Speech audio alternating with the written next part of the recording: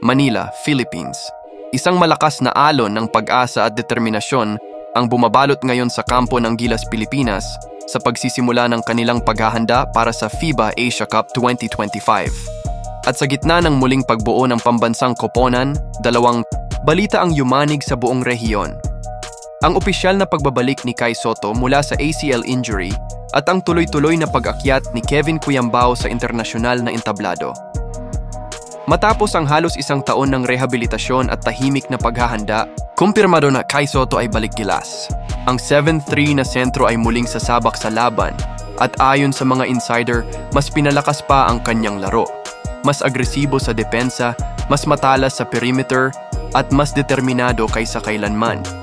Hindi maikakaila ang kaba ng ilang powerhouse teams sa Asia, kabilang na ang New Zealand at Lebanon, na parehong nakaranas ng hirap sa paint noong mga nakaraang tournament kung kailan buo pa ang frontline ng Gilas. Ngayong si Sotto ay muling babalik, may takot na sa kanilang kampo.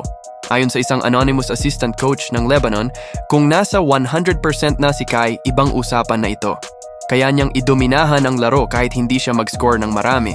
Samantala, habang pinapalakpakan ang pagbabalik ni Kai, isang bituin, di nang pansamantalang iiwan ang Gilas upang tuparin ang sariling pangarap. Kevin Cuyambao, ang versatile forward na tinaguriang point forward ng kinabukasan, ay tuloy na sa kanyang pagsali sa NBA Summer League. Balitang lilipad na siya patungong Amerika sa susunod na linggo upang simulan ang ensayo kasama ang iba't ibang NBA coaches, kabilang na ang development staff ng Sacramento Kings at New York Knicks. Ayon sa kanyang kampo, malaking bagay ang exposure na ito hindi lang para kay Kevin kundi para na rin sa Pilipinas. Makakatrabaho niya ang ilan sa pinakamahusay na basketball minds sa mundo.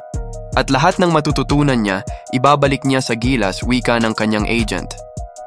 Habang patuloy na naghahanda ang buong Gilas Pilipinas para sa mga darating na laban, kitang-kita ang bagong enerhiya sa koponan. Mula sa pagbabalik ng kanilang towering anchor hanggang sa pagkakaroon ng kinatawan sa NBA Development Pool, ang mensahe ay malinaw. Ang Gilas ay hindi lang para sa ngayon. Ang Gilas ay para sa kinabukasan. If you don't subscribe our YouTube channel, please subscribe now for more latest updates. Basketball lover, thank you for your support. God bless you all.